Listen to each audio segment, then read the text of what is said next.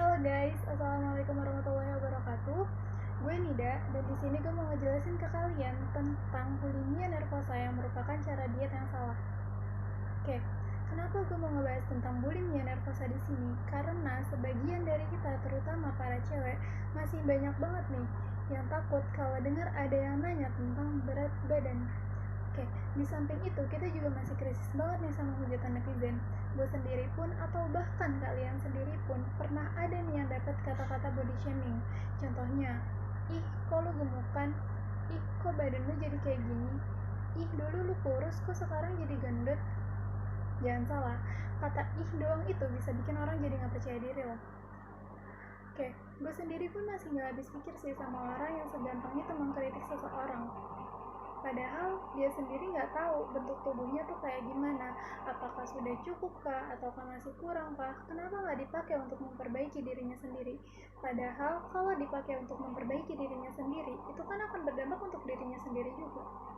Oke, kenapa gue mau ngebahas bulimia di sini? Mungkin juga kalian ada yang hampir mau melakukan hal ini atau baru berpikiran untuk melakukan hal ini.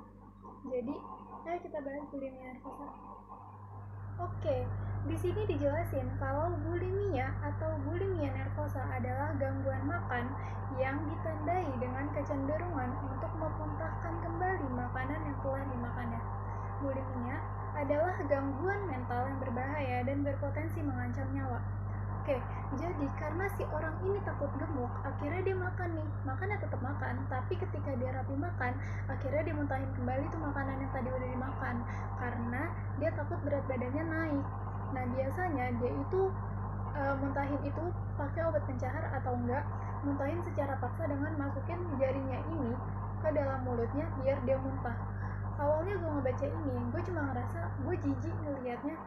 Ya makanan enak-enak lu makan tapi akhirnya lu muntahin gitu, kan gak enak kan pasti mulutnya rasanya. Tapi pas gue teliti lagi, ternyata seberbahaya itu loh dampaknya, ternyata seserius itu loh dampaknya dari cuma muntahin makanan yang tadi doang dia makan. Tapi sebelumnya kita bahas dulu nih, kenapa si orang ini bisa mengalami bulimia nervosa. Jadi ada beberapa faktor. Yang pertama nih, faktor keturunan. Jadi, kalau salah satu anggota keluarga ini menderita atau punya riwayat bulimia, maka risiko seseorang untuk menderita hal yang sama akan meningkat. Tapi kalau kalian berpikir positif, itu nggak akan terjadi. Yang kedua, faktor emosional dan psikologis. Jadi, kalau si orang ini punya gangguan emosional dan psikologis seperti rasa depresi atau cemas dan sebagainya, risiko terkena bulimia itu lebih tinggi ternyata. Oke, lanjut. Yang ketiga, faktor lingkungan sosial. Jadi, si bulimia ini dapat muncul akibat pengaruh tekanan dan kritik dari orang lain mengenai kebiasaan makan, bentuk tubuh, atau berat badan. Makanya, para netizen tuh coba-coba dipikir dulu kalau misalnya mau mengkritik seseorang, karena pola pikir orang kan beda-beda, sifat orang kan beda-beda. Kalau kalian dengan gampangnya ngekritik, contohnya gini, kok lu makan mulu sih? Badan udah segede kayak gitu, emang lu gak mikirin berat badan lu udah berapa? Itu udah mempengaruhi pola pikir mereka loh. Bisa jadi mereka akan berdiet tapi kalian gak tahu diet apa yang bakal dia jalanin. Bisa jadi dietnya ini malah mengarah ke bulimia ini. Oke, lanjut. Yang keempat, faktor pekerjaan.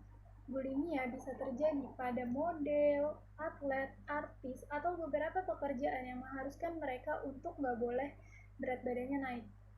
Oke, dari hasil penelitian, bulimia lebih sering dialami oleh wanita dibandingkan pria. Penelitian memperkirakan sekitar 8 dari 100 wanita yang mengidap kelainan ini. Sebagian besar dialami oleh wanita pada usia 16-40 tahun. Oke, lanjut kita ke gejalanya. Gimana sih gejala awal seseorang terkena bulimia? Jadi, gejala awal seseorang kena bulimia itu karena kebiasaan melakukan diet ketat dengan gak makan sama sekali atau cuma mengonsumsi makanan tertentu doang dengan jumlah yang sangat sedikit. Nah, karena kebiasaan dia mengonsumsi makanan dengan jumlah yang sangat sedikit, akhirnya dia akan kehilangan kendali nih untuk mengonsumsi makanan secara berlebihan, meskipun dia gak lapar. Di pikiran dia mungkin kayak gini, cuma sedikit doang kok, gak bikin gemuk. Akhirnya dari kayak gitu dia akan kehilangan kendali untuk makan secara berlebihan dengan jumlah yang sangat sedikit. Nah, karena dia makan secara berlebihan nih, akhirnya dia akan ngerasa bersalah. Dia bakal ngerasa nyesel, benci sama diri dia sendiri, karena dia ngerasa, oh salah nih, tadi gue makan gitu, tadi gue makan, kenapa gue harus makan. Nah, akhirnya dia bakal ngerasa bersalah, dia bakal ngerasa nyesel, benci sama dirinya sendiri, sampai akhirnya dia ngerasa tubuh dia tuh harus ngeluarin makanan yang udah dia makan tadi gitu. Dia bakalan maksa nih dengan obat pencahar atau masukin tangannya ke mulut untuk muntah. Jadi, biasanya gejala itu bertahap. Makanya buat kalian yang udah mulai coba diet dengan nggak makan sama sekali, coba deh kalian waspada, jangan sampai nantinya kayak gitu juga. Nah, kita lanjut nih ke gejala psikologisnya tuh apa sih? Gejala psikologisnya itu mereka biasanya ngerasa takut gemuk. Mereka takut banget nih gemuk.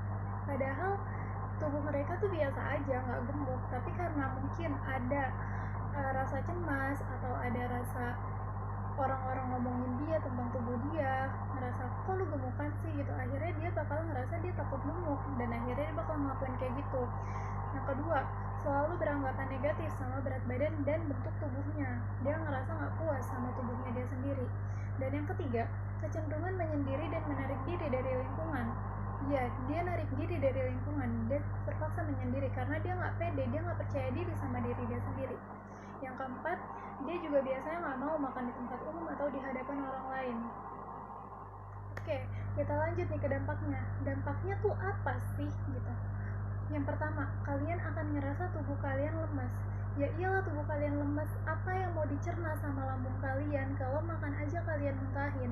Apa yang mau dihasilin energi dari tubuh kalian kalau kalian nggak ada asupan? Yang kedua, radang tenggorokan. Iya, kalian bakal ngerasa radang tenggorokan karena kalian makan terus kalian muntahin, tenggorokan kalian bakal bermasalah. Yang ketiga, sakit perut atau kembung. Karena kalian makan dengan jumlah yang berlebihan, itu bakal ngerasa perut kalian kembung. Yang keempat, pembengkakan di pipi dan rahang. Yang kelima, gigi rusak dan bau mulut. Iya, ketika kalian muntah, asam di dalam perut kalian itu bakalan naik untuk mengeluarkan isi perut kalian itu. Nah, akibat dari asam itu akan mengikis gigi kalian dan mulut kalian itu akan bau.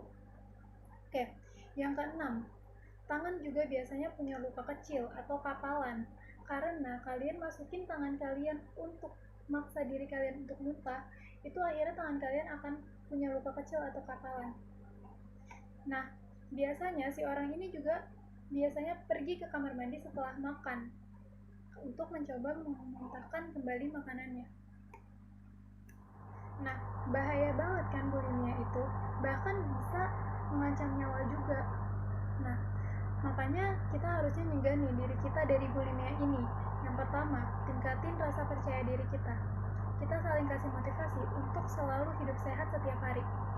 Yang kedua, hindari pembicaraan yang berhubungan sama fisik yang bisa mempengaruhi psikologis. Nah, ini buat kalian, jangan terlalu banyak mengkritik seseorang karena sifat orang beda, hati orang tuh beda. Oke, yang ketiga, melarang diet dengan cara tidak sehat, seperti menggunakan obat pencahar atau memaksakan diri untuk muntah. Ya, cara diet yang paling ampuh sih sebenarnya puasa. Puasa itu kan ibadah, tapi kan berdampak juga kan untuk penurunan berat badan kalian. Kalau emang kalian takut banget sama gemuk, daripada kalian gak makan atau menyiksa diri kalian sendiri, lebih baik kalian puasa. Kalian bisa nyoba ayam ungkit, puasa Senin Kamis, atau bahkan puasa Daud. Tapi tentunya jangan mentang-mentang kalian puasa nih, terus kalian buka puasa kalian makan ini, makan itu, makan ini, makan itu, ya sama aja kan, nggak bagus juga, berlebihan kayak gitu. Sesuai Quran Surat Al-A'raf ayat 7 yang artinya Allah Subhanahu wa Ta'ala berfirman, makan dan minumlah dan jangan berlebih-lebihan.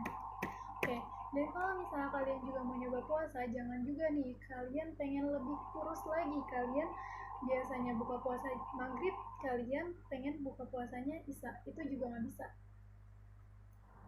Oke guys, jadi segini aja penjelasan dari gue, semoga bisa bermanfaat untuk kalian dan tetap jaga pola hidup yang sehat. Berpikir positif aja. Kalau di luar sana kalian ngedengar kata-kata negatif tentang diri kalian, biarin aja, nggak usah kalian dengerin. Cukup sayangin diri kalian sendiri, bahagiain diri kalian sendiri, nggak usah makan asupan dari kata-kata orang lain. Oke, sekian dari gue. Wassalamualaikum warahmatullahi wabarakatuh.